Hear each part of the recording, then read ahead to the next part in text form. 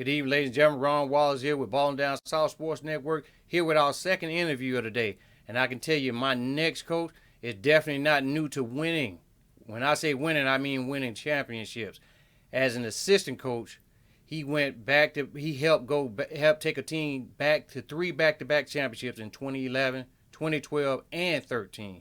He's been to an Elite Eight appearance as a head coach, and he's the head coach of the 1A championship team from the state of Alabama. Ladies and gentlemen, let me introduce you to Pickens County head basketball coach Marcus Barnes. How you doing today, Coach? I'm doing great today. How you doing today? Pretty good, man. I'm glad we can get you on here today. I know we couldn't get you on there yesterday. You had something going on, but we got you on here Yes, today, sir. Coach. Man, I so appreciate so the opportunity. yes, sir. How's everything going with the family, with the pandemic and everything?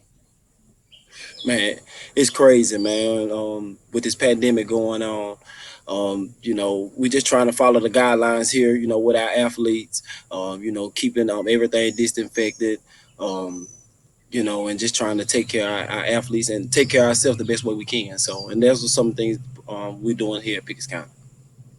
Well, that's good. Now you're no stranger to winning. As an assistant coach, you helped coach Pickens County to some of those three back-to-back championships. Tell me how was it like as an assistant coach before becoming the head coach? Well, when I was a part of that in 2010, 11, and 12, Russ Wallace was my high school coach, and I went off to Jacksonville State and came back, and he gave me the opportunities. I didn't have classes on Fridays, so on Thursdays I used to come down, stay all week until Monday, leave, go back on Monday to school. But it was amazing, man, just to be a part of it, and being part of the first state championship at Pickens County High School, and how they won it was tremendous, man, and it was a different feeling than winning on my own and with my team, but it all fall in the same suit. Now I heard you say Jackson State. Now did you play a little ball yourself? Well, I had an opportunity to walk on at Jacksonville State University in 2008. I went out there for 2 months. I figured out football wasn't for me. It ended up working for the men's basketball team. James Green, who's now the head coach at Meridian Community College, I ended up working for him and was a resident assistant at the school. And ever since then, it just blossomed and took off from there. Now in Pickens County, or do they go for football? Do they go for basketball, or do they pretty much support all sports out there in Pickens County? They support them both, man. We're not that great at baseball yet. We've been working on that, but football and basketball, that's all our kids do. In the morning they go to football workouts, in the evening they come and do basketball workouts, and it's the same 25 kids. So they just be hungry, striving up to be great, and that's what I like about being here at Pickens County. Now you guys went 22-4 overall. You was 10-0 in the region, and you guys were able to come in with that 1A championship by beating Lynette by 2 points. Talk a little bit about some of the kids that's on your team and how you guys were able to put that together to be able to get that championship back in Pickens County. Well, this was a group of kids. I became their varsity coach in the ninth grade. These group of kids, man, they stuck with me the whole time. I moved them up, and when I moved them up, they all went. They blossomed high. Number 4, Darren Dawson, my point guard. He signed to play with MUW. 6'3" guard. He did it all. Number 25, Isaiah Stevenson. He signed with MUW also to play. Number 5, Jawan Petty. Unreal player, can shoot it. Put it on the floor. 6'3", long, athletic, lanky. He has an offer from Wallace State, and he also has an offer for MUW. Also, the big fella you seen there, Mr. Jameer Latham, he's going to play football at Alabama. We don't win the state championship without him, man. He's 6'3", 280, but he moved like he's 170 pounds, man. A tremendous kid, respectful kid. And that was the best thing about it. The other kids off the bench, KJ Bird, number 22, outstanding shooter. He's a junior. And everyone talks about is be my 10th grader. He's going to the 11th grade. His name is Javion McQuarrie. He's ranked number 38 in his class of 22. People better get on him. I'm talking about he's unreal. He was the tournament. He was the MVP tournament of the state finals as a 10th grader, and he just got that strive and that hungry effort. Like right now, came over here not too long ago to my coach let me in the gym, and it's his off day. So he's one of those kids that just love to work, love to work. Well, now that's a. I heard you saying a lot of kids going off to college. Now that right there is something that any coach, any high school coach would love to have kids that send them off to college. So once those kids found out that they were being recruited and stuff like that, what does it mean to you as a head coach, and what does it mean to to those families? Oh man, it's an amazing feeling, especially because I'm from here, and that was the main goal of coming back here. To try to teach the kids the right thing to do. You're not always going to be perfect, but you can strive to try to be perfect. Make good grades. They know I don't play about the grades. If they have a D, you suspend it for 3 games. If you have an F, you done as time go on. So it's about just being accountable. Trying to become a man, and that's one of the things that we try to instill here at Pickens County with the football program. Also, our head coach Michael Williams, who played at Alabama, on the same thing. We both, I was in his wedding. It's my best friend, so we both teach the same kind of, mentality. You got to be tough. I mean, that's the main thing. You got to be tough. And if you don't get your grades, I mean, there's nothing I can do for you. So, but if you got your grades and you got the ACT score, I can call any coach in America and try to get you there. Wow, I can tell you that. Talk a little bit about the way it went down with Lynette. I know you guys were down in the first quarter, and I'm gonna bring that clip on here in a second. Just talk a little bit about what we see here on the screen right here. Net game, it was a mentally tough, game. This one here to be the Francis Marion game. That's within that last few minutes of a stretch. The boys told me, Coach, we feel like we can full court trap them, and I said, well, okay, and that's what they did. They went on that 8-0 run right there before the half, and that killed Francis Marion spirit. I didn't feel like they had a chance after that. Later on in the game, they started making shots. But then I just feel like that momentum part of the game changed the game. And also with Lynette, the same thing. We was down 13 going right before the half with 2 minutes to go. We cut it down to, I heard the announcer say, Pickens County could cut it down to, this amount, 6 before the half, that'd be great. Shoot, we cut it down to 2. So it was just that pressure we had. And we never pressed, until the end of the game. And at the end, because we knew that they had 12 guys, their bench was very deep. There was a very skilled team. So we knew that we had to save our energy, to the end of the game and just stay in the game, stay in the game, stay in the game. And then that's what we did. We was able to trap double zero.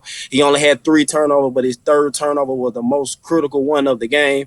And we was able to capitalize, and it was God too. God had a major play in it. Some things that were going on in my mind, I wouldn't have done it if he wouldn't have been in the back of my mind telling me to do it. So it was just everything came together at the right time. Sometimes, they said to win the championship, you got to have luck, and luck was on our side. Yeah, now, in that game, two of your players, one of your players, of course, your center, who you talk about, Mr. Latham, he almost had a triple double. So he did have a Mm-hmm. double double, and then Mr. Bell chipped in like 16 points. What having players like those two at the caliber that they play at, everybody know the game is on the line. We got to get it for coach. We got to get it for Pickens County. What did you tell those guys in the locker room when you came out that second half? Nothing. I just told them you playing bad. They're not a better team than you, and this is what we're going to do, and this is how we're going to fix it. And every last one of them looked me in the eyes and said, "Coach, we're not going to lose the game." People forget about one of the most pivotal points in that game was Isaiah Stevenson. We had stole a ball, and the ball was going across half court, and he saved the ball and threw it behind his back to JVL McQuarrie for the layup there, and that was the most turning point in the game, as far as that. But as far as telling them anything, because these kids been through a lot. This same group of kids went to 2 state championships in football as 9th and 10th graders. They 11th and 12th grade year, they went to 2 semifinals in football to only lose by one possession in that. They lost in the Elite Eight as 9th graders, and they all pretty much started. They lost by 1 point to South Lamar, who went on to the state championship to lose to Sacred Heart and Coach Raphael Grace. Then the next year, we do the same thing to Ari Hubbard. We blow 11-point lead there, do the same thing. And then the junior year, we lost to Covia Christian, which we should have won that year, but it doesn't fall that way. And they were just so hungry. You could see it in their eyes. They was just like pit bulls. They were just hungry to win, and that what took us over the hump. Well, so now you being a head coach and a kid wants to come out and play for your program, what do you expect out of that kid, and what would it take to make a Coach Barnes squad? Number one, you gotta have respect. I'm going to respect you, and I need you to respect me. I'm not going to treat you differently than I treat the other ones, but I just need the same amount of respect you got for me. Hustle. You got to be able to hustle. If you can have no skills at all, but if you can give effort and hustle, you can make somebody team. People appreciate those things. And number two, you got to be a good person. Try to be a good person. Have good character about yourself. And those three things, you'll find yourself on my team. And be accountable. Be a team person, because I'm not gonna let anybody just take the shine. Everybody collectively together. Now, a lot of kids, they love being on social media, Snapchat, Twitter, Facebook, you name it. Good or bad? How you feel about social media? It's a good thing and it's a bad thing. It's a good thing because when we was growing up, we didn't have these outlets and these things to promote ourselves or put ourselves out there. The bad thing is though, kids just don't think about some of the things they do before they do it. You got to watch what you put on your social media, and I text mine and I tell them, they didn't put some on there. I'll be like, hey, I seen what you put on Snapchat, and then they try to correct it, and but like I tell them, it's all about how you present yourself. People are only gonna treat you how you present yourself majority of the time. So you present yourself right, they're gonna treat you right. So, the state has put down guidelines for you guys to follow in the sports world. So, what have Pickens County you guys have put in place to instill, make sure that all your athletes and your kids are going to be safe, coming back on campus? We've been trying to keep everything in groups of tens. Keep the numbers down, because we don't have that many kids as it is. So we try to keep the numbers down. 10 come in the morning, 10 come in mid lunch, and then 10 come in later in the evening as far as the weights and running condition. But other than that, we haven't just been following mandate of the state laws as for what they telling us to do. Washing our hands, cleaning the weight bars, disinfecting everything in the weight room and field house, because I also the offensive coordinator football too. So we kind of just do everything together to collectively as a group. So, how have the kids, been taking it? Have they accepted it? This is just going to be the way it's going to be until, or how have they felt about it? They they don't like it because they're not able to get in the gym and play like they want to play, but the mayor hadn't took the basketball goals down here, so they've been out there playing basketball every morning. You watch by there 7:30, they out there doing individual drills by themselves. Or matter of fact, they put on Facebook just a minute ago they going to go play at 5 o'clock, 6 o'clock. They going to shoot. So I don't think it's really affected them because our kids they know that sometimes you got to put that work in yourself. Right. So that's the difference with our kids. They don't mind going out there and working themselves, without having, a coach there. They'll go to the park and run by themselves. So, that's the good thing about being here. Now, what are you guys? Are you guys going to be playing in any? Your kids playing in any kind of like tournament, showcase, anything before the season start? Just staying abreast with what's going on. No, sir. Only one I probably play is Javion. I know he had a AAU tournament last week somewhere, and I think it was in Birmingham, but I don't think he participated because of the COVID thing. So I don't think any of our kids are go play, do anything like that. All right, a kid going into their senior year, last year of high school, playing basketball, getting ready to go off to the next level to play college ball. What would you tell that kid? Number one, do what's best for you. Don't try to go nowhere just because somebody else want to go there. Do what's best for you. Find your own fit.